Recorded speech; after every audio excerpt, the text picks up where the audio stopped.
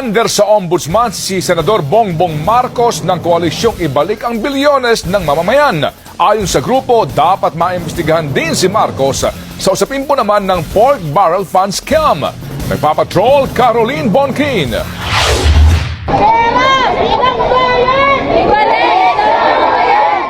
Dumiretso ang grupong ibalik ang bilyones sa mamamayan o IBBM sa Office of the Ombudsman kanina para ireklamo si Senador Bongbong Marcos ng plunder kaugnay sa umano'y kickback mula sa pork barrel scam.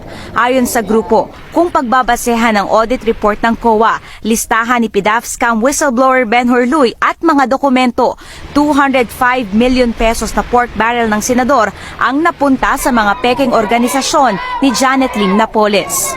Pruweba rin nila ang sinabi ni Napoles sa Senado na lumapit sa kanya ang nooy staff umano ni Marcos na si Maya Santos para ialok ang proyekto ng senador kapalit ng 50% commission. Hindi na raw makakapaghintay ang grupo kung may susunod pang batch na